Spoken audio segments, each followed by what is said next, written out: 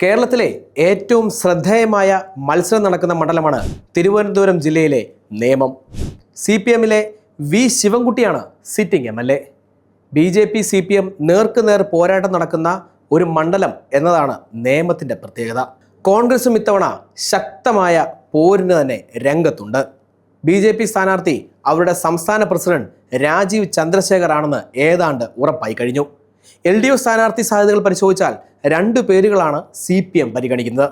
നിലവിലെ MLAയും വിദ്യാഭ്യാസ മന്ത്രിയുമായ വി ശിവൻകുട്ടി, DYFI തിരുവനന്തപുരം ജില്ലാ പ്രസിഡന്റ് അനൂപ് വേണുഗോപാൽ എന്നീ പേരുകളാണ് പട്ടികയിലുള്ളത്. വി ശിവൻകുട്ടിക്ക് വട്ടിയൂർക്കാവിലോ തിരുവനന്തപുരം സെൻട്രലിലോ മത്സരിക്കാനാണ് താല്പര്യം. പക്ഷേ സംസ്ഥാന നേതൃത്വം അദ്ദേഹത്തെ നേമത്ത് തന്നെയാണ് വീണ്ടും പരിഗണിക്കുന്നത്. തിരുവനന്തപുരം നഗരത്തിലും നേമത്തും ഏറെ സുപരിചിതനായ വ്യക്തിയാണ് അനൂപ് വേണുഗോപാൽ.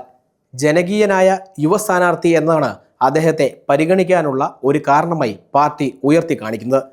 UDFന് വേണ്ടി കോൺഗ്രസ് പരിഗണിക്കുന്നത് തിരുവനന്തപുരം കോർപ്പറേഷൻ കൗൺസിലറും KSU നേതാവുമായ വൈഷ്ണ സുരേഷിനെയാണ്.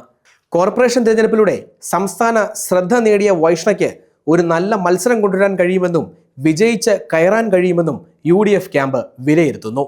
BJP സംസ്ഥാന അധ്യക്ഷൻ മത്സരിക്കുന്ന മണ്ഡലം എന്ന നിലയിൽ പ്രധാനമന്ത്രി നരേന്ദ്രമോദിയും കേന്ദ്രമന്ത്രി അമിത് ഷായും മണ്ഡലത്തിൽ പ്രചരണത്തിന് വരാൻ സാധ്യതയുമുണ്ട്.